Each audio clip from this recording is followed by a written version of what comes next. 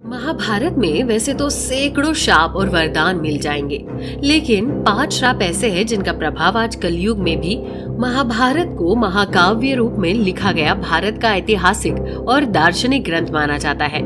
महाभारत का युद्ध हुए यूं तो बरसों बीत चुके हैं, लेकिन आज भी लोगों के मन में इसके प्रति जिज्ञासा है। इसके बारे में कई तथ्य ऐसे हैं जिन्हें बहुत कम लोग जानते हैं।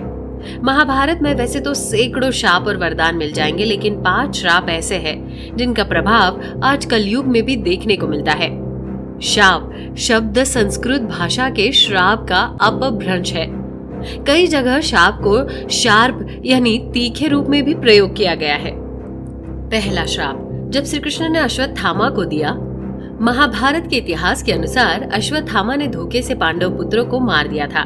इसके बाद श्री कृष्ण ने अश्वत्थामा का पीछा किया। महर्षि वेद व्यास के आश्रम तक जा पहुंचे। युद्ध के चलते अश्वत्थामा और कुंती पुत्र अर्जुन दोनों में अपने कमान से ब्रह्मास्त्र छोड़ दिया।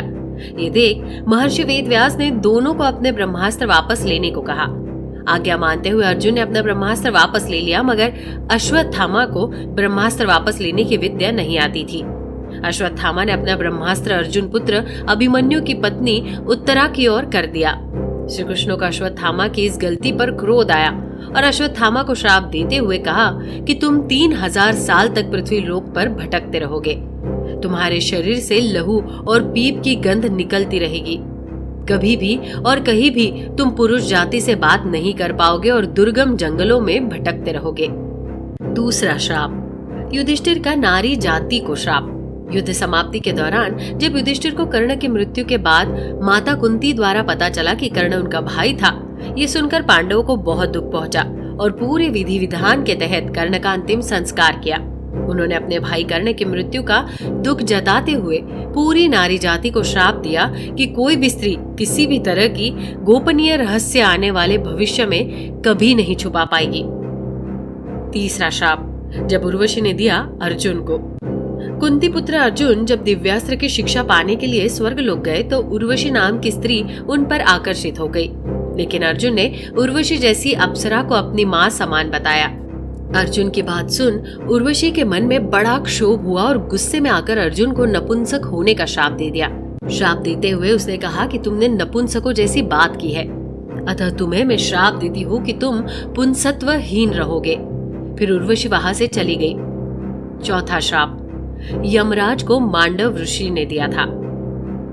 महाभारत के इतिहास अनुसार जब राजा ने ऋषि मांडव को सूली पर चढ़ाने को कहा, लेकिन लंबे समय तक सूली पर लटकने के बावजूद उनकी मृत्यु नहीं हुई। जब राजा को अपनी भूल का एहसास हुआ तो राजा ने महर्षि मांडव्य से अपनी भूल की क्षमा मांगी।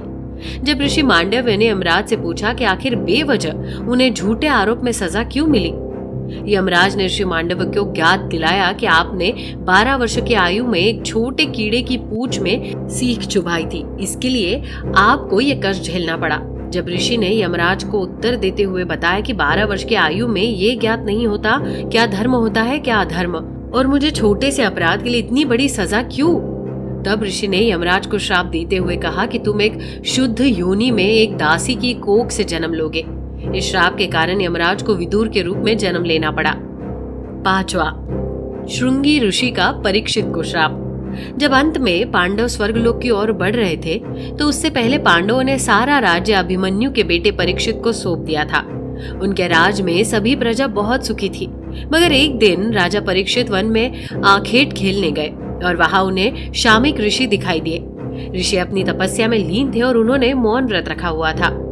मौन व्रत के कारण उन्होंने परीक्षित की किसी बात का जवाब नहीं दिया और उन्होंने गुस्से में आकर शामक ऋषि पर मरा हुआ सांप फेंक दिया। शामक ऋषि के पुत्र श्रृंगी को इस बात का पता चला तो उन्होंने परीक्षित को श्राप दिया कि आज से 7 दिन बाद तुम्हारी मृत्यु तक्षक नाग के डसने से होगी। इसके पश्चात राजा परीक्षित की मृत्यु के बाद कलयुग की शुरुआत हो गई थी। तो दर्शकों, कैसे लगी आपको ये जानकारी, हमें कमेंट कर जरूर बताएं। साथ ही यदि आपको ये वीडियो पसंद आई हो तो वीडियो को लाइक कर चैनल को सब्सक्राइब जरूर कर दे। वीडियो में अंत तक बने रहने के लिए आपका धन्यवाद।